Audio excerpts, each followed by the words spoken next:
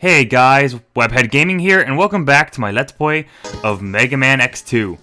So now we're going to get the rest of the upgrades and items that the game has left to offer, starting with the Dr. Light capsule in Wheel Gator stage. You can get this item two ways. You can get it with the Air Dash, or you can get it with the Strike Chain. I opted to use the Air Dash because I am just not skilled enough to use the Strike Chain. I tried, it's just too hard for me. By getting up here, we are rewarded with the arm parts, which will give us a enhanced buster, but this is different from the one in X1. In X1, it was just a more powerful charge shot. Here, it's pretty much a double shot, as the game calls it. Basically, if you hold a button all the way further, and until you glow pink, you will fire a charge shot, but then you can be able to store another charge shot that you can fire instantly without holding the button. It's pretty nice. If you tap the button twice, you'll perform a double shot, which does double damage to bosses, which is swell. And now you can also charge weapons like you can in X1, which is great for later in the stage for that heart tank. In Morph Moth stage, freeze this guy with the Crystal Hunter, get up here, and you have yourself a heart tank. In Bubble Crab stage, use the fully charged Bubble Splash, and you'll be able to jump super high in the air. And that's how you get the sub-tank. In Magna Centipede stage, use the Speed Burner here to get the heart tank early on.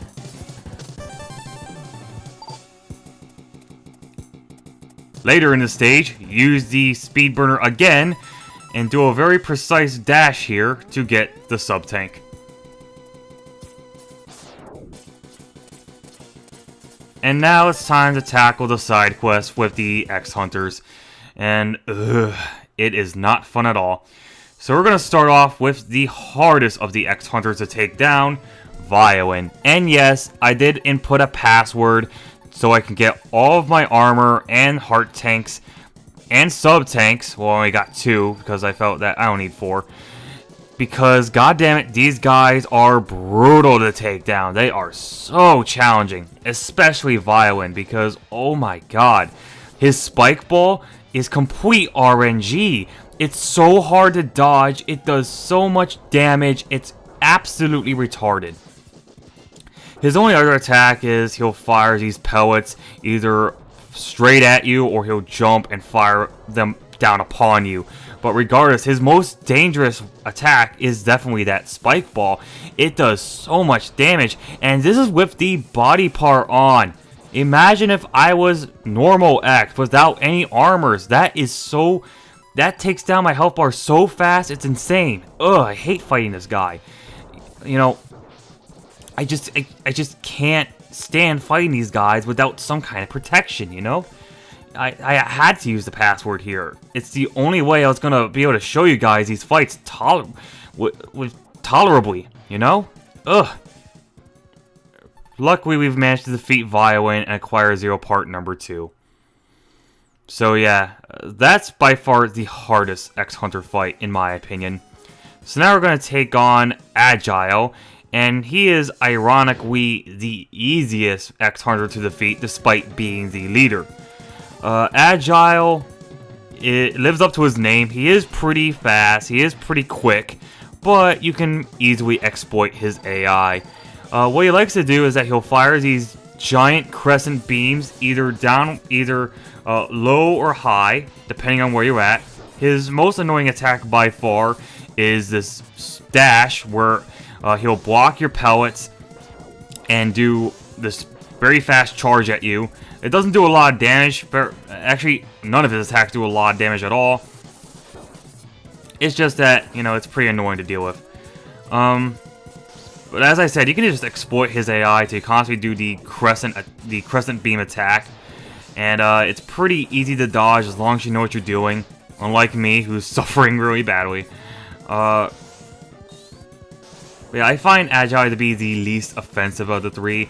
He's pretty exploitable. He's not absolutely retarded as the other two are, but he can still get pretty hectic to a newcomer who doesn't know how to deal with him.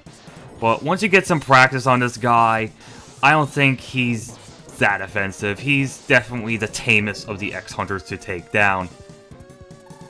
By defeating Agile, we get 0 part number 3, I believe.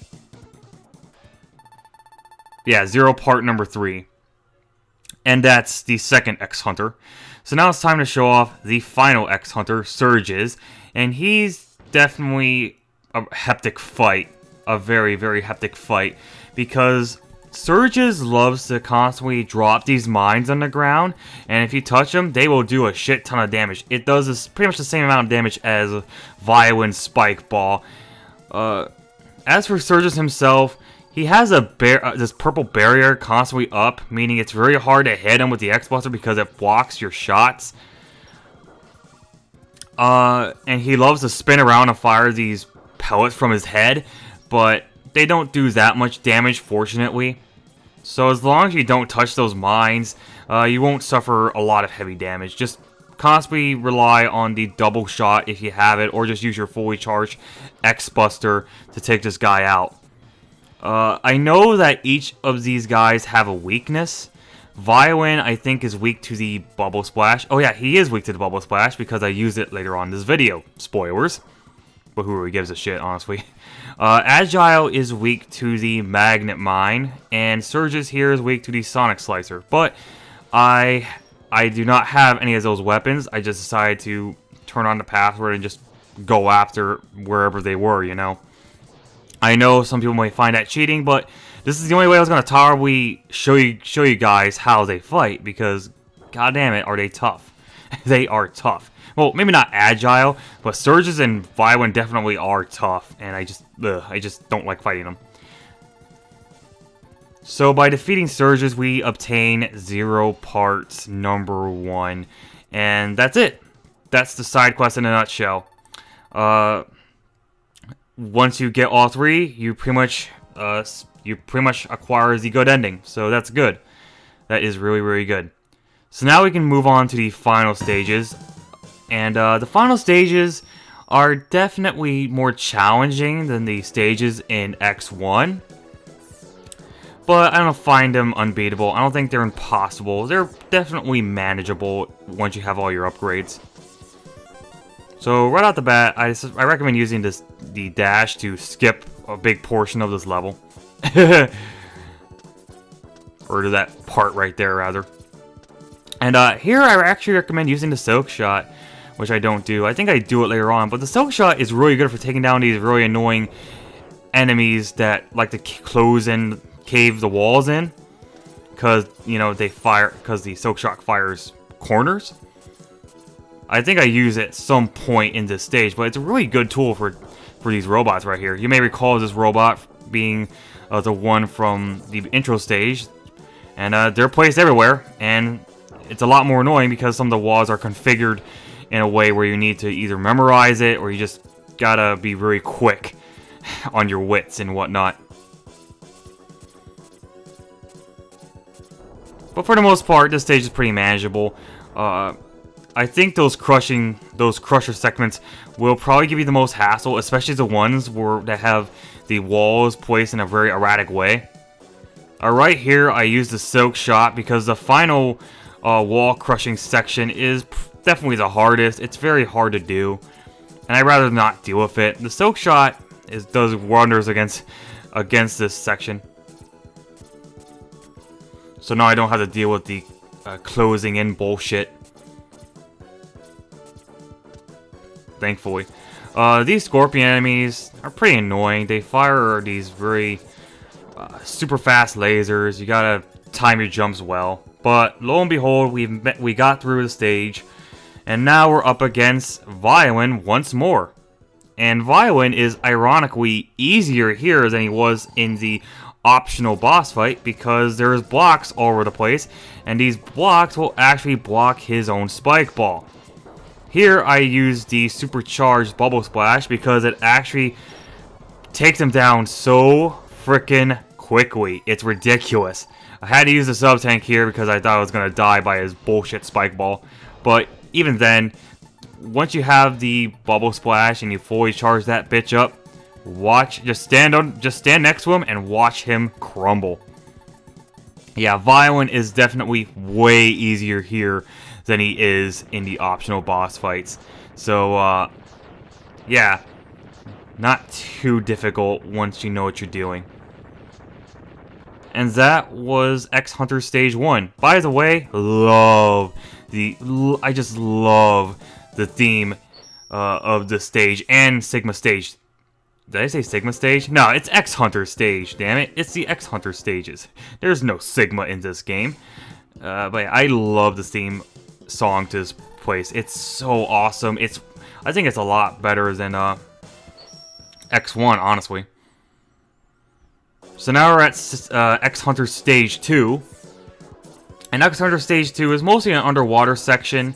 Filled with these enemies from Bubble Crab's stage. They're not too difficult to take out. Definitely pretty manageable. Again, I love the theme song to this place. It's so awesome. The soundtrack of X2 as a whole is pretty... It's okay. It doesn't beat X1, but I still enjoy listening to some of the tunes here. Bubble Crab's theme was pretty good. Flame Stack's theme was awesome. Wheel Gator's theme is pretty annoying, honestly. Morph Mops was okay. Wire Sponge was okay. It's not as good as X1's soundtrack, but I still think it's a pretty decent soundtrack in its own right. This part is pretty annoying because there's spikes all over the walls, and on top of that, you have to go onto this platform, and on top of that, there's flamethrowers. Just take hits. You'll be saving yourself so much hassle by just taking pod shots. Otherwise, you'll be constantly wall jumping, and you'll fuck up, and you'll land in the spikes and die, and ugh. Not fun. Not fun at all. And fuck you. I just air dash over your giant ass. The second boss is Surges, and Surges, like Violin, is much more manageable here. Even though he is in this giant machine that does look intimidating, he's far more tame here. For the first part of the fight, I recommend using the Silk Shot because that'll destroy these cannons super fast. And from there on, just stand under here, fire the fully charged Sonic Slicer, and watch him crumble. Basically the exact same strategy as Violin. And Surges will fire these energy balls that splits. There will be one that will go northwest, east, south, and then one will be northwest, southwest, that kind of thing.